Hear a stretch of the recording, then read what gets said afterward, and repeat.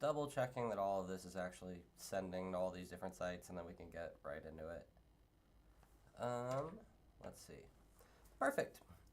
So, today I wanted to talk about how money doesn't buy happiness, but it does buy opportunity. I feel like a lot of people who don't have money get pretty cynical about the idea that money can buy you everything, when in reality, there are tons of rich people who are constantly sad, upset, making terrible decisions. But, as someone who works in the field of trying to make people money so that they can do things with their life, I'm pretty comfortable in the fact that saying money doesn't buy you happiness, but there's a lot of doors that it opens, and those doors and how you choose to make your decisions around them makes a massive difference in how effective it is for buying happiness.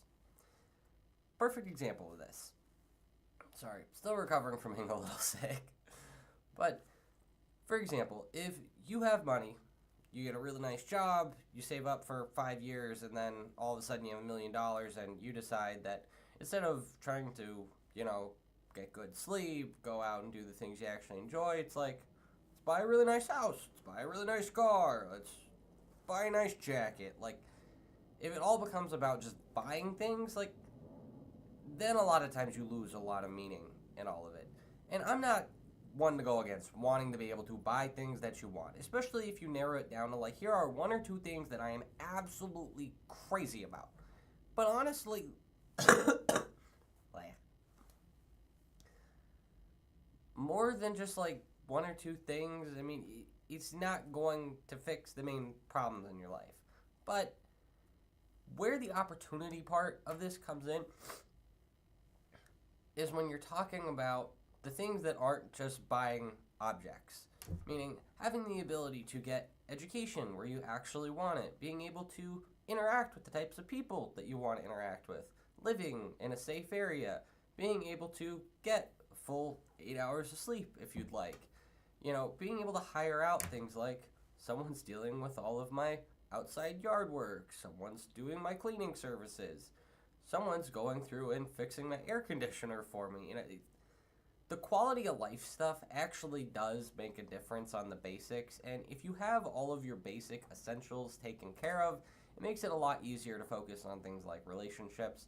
When I say relationships, I don't just mean in the romantic sense of the word, but it can be with your parents, can be with your kids, can be with any sort of friend, meaning if you have money to take care of your problems, and then instead of focusing on those problems, you can do things like actually spend time with people, or spending, 20 minutes figuring out why exactly might this person actually be feeling this way or approaching it this way, makes it a whole lot easier.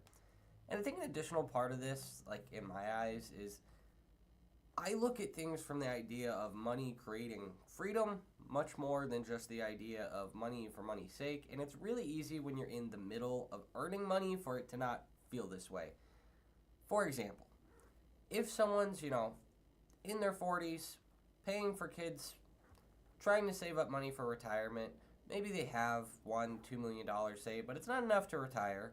They have a high-paying job, but it's a high-stress job, work a lot. That freedom side of things isn't always necessarily there, but it will be eventually, meaning it means that the opportunity that you're buying isn't at that exact moment, it's in the future. So maybe you get to retire early. Maybe throughout retirement, you get to be able to do things like take your kids to Disneyland, be able to travel out of the country, or just travel to and from living out of state to actually see kids or grandkids. Meaning, those type of things, they aren't necessarily the exact freedoms everybody wants, but they do make a big difference. And the problem with a lot of the opportunities that you see available within, I can speak a lot better to the United States than the rest of the world, is a lot of times to get the income that you want in order to be able to build money over time for what ends up being adequate, you have to delay when the opportunity comes so much that it ruins a lot of that feeling of the quote-unquote money buying happiness side of things. It's not that there's anything necessarily wrong with that, but the gratification of it becomes quite difficult. There was this study done that I read while I was in my undergraduate for economics that showed that, on average, people who are spending money roughly evenly throughout their entire life, meaning They take on debt to go into college.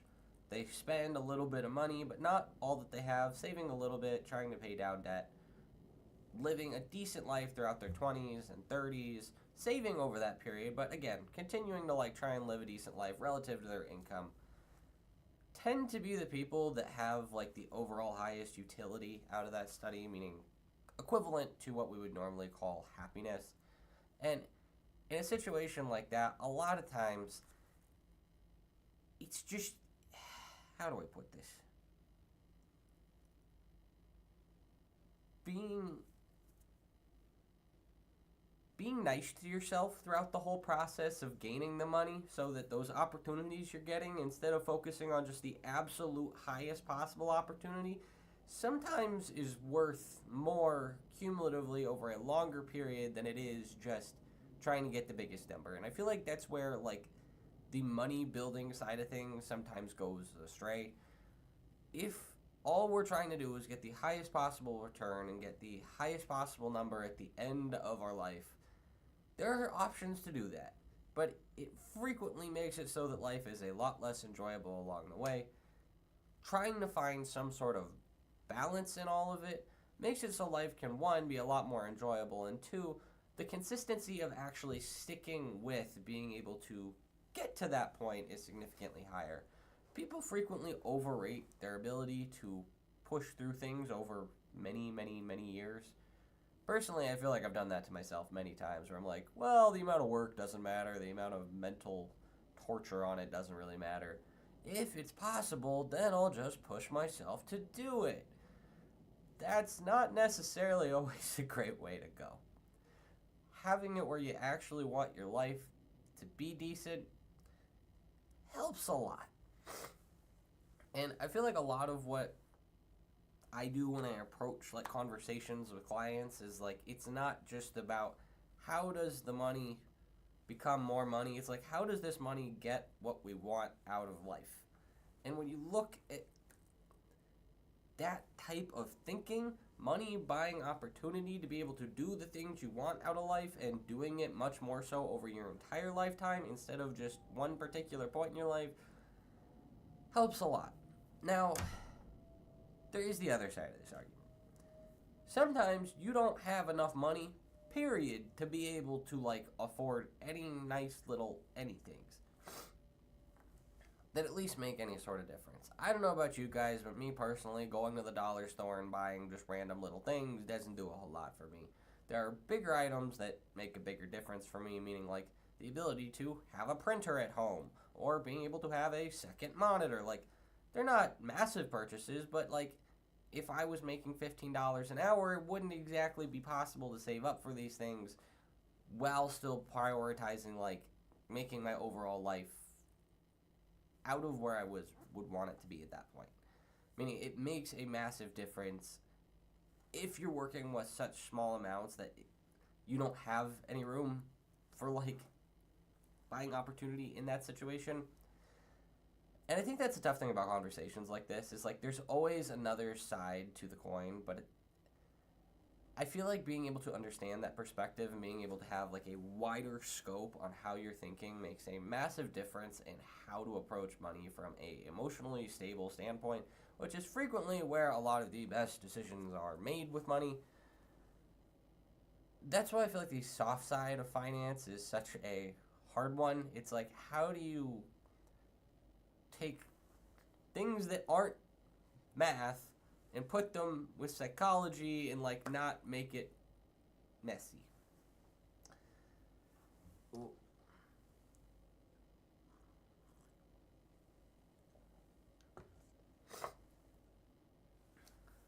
Coming on here and just ranting, sometimes it's interesting, some of the ideas that come up.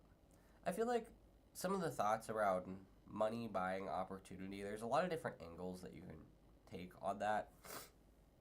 Sorry, my nose keeps running. But money, there's just so many different ways that it can be applied, and I think that's what the main thing that drew me into it.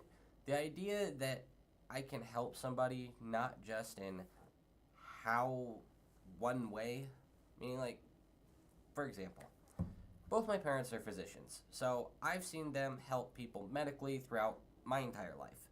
And yes, that's a very important way to help somebody, and honestly, it made a lot of impact on my life as well. But I've always wanted the ability to impact somebody's life on like a much wider scale, meaning be able to affect people in different ways. Because money can buy you any sort of opportunity in our current economy beyond like interpersonal relationships, it makes it a lot more interesting for how many doors it can open. And I think that's the real power in it is, yes, you're not buying happiness, but the idea that no matter what you're interested in, whatever your dream may be, whatever your goals are, you can usually find some way to make money, make it significantly easier, or buy you more knowledge about how to make it easier. That is such a powerful feeling that, like, it blows my mind. So, the idea that it's, like, not essential, just, it never made any sense to me, I guess.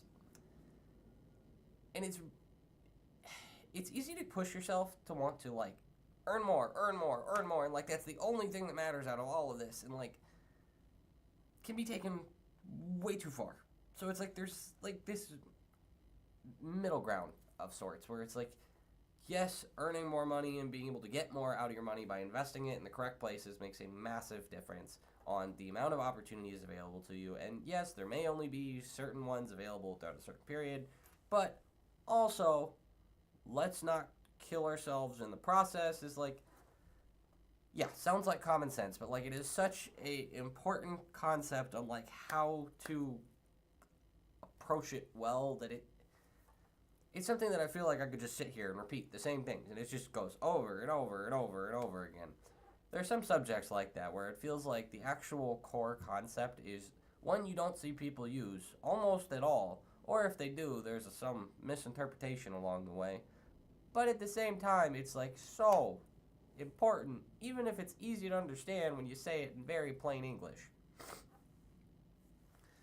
I guess one thing we could discuss is what exactly does it look like if you're spending a little bit of money while, you're straight out of college, trying to be able to afford life without overspending while also doing something like saving or paying down debt. It's like a lot of times it becomes a percentage-based thing.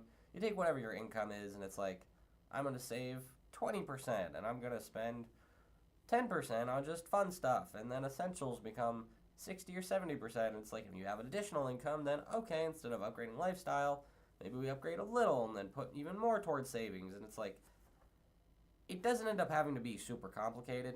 I personally prefer being able to run simulations to be able to go, okay, these are the exact numbers for when I would like to pay off certain things, and these are the bare minimums for what I would like in terms of lifestyle, and can I fit both? If yes, great. If not, okay, which area am I okay with giving a little bit on? And that changes so much from person to person that it's like it has to be customized each time that happens, and that isn't that hard of something to get around, but it matters. That is just part of the whole core concept. In terms of opportunity, like, where have I seen this make the biggest impact for myself is being able to, like, one, progress education, but two, career as well. Coming from a fairly fortunate background, it's like I was able to do things like go to college, then go get a graduate degree, do these like CFA and CFP courses, being able to read hundreds of books without having to think about it. It's like all of a sudden it's like you feel like you know way more than you should for your age, even if you're not getting a lot of it from on-job work experience.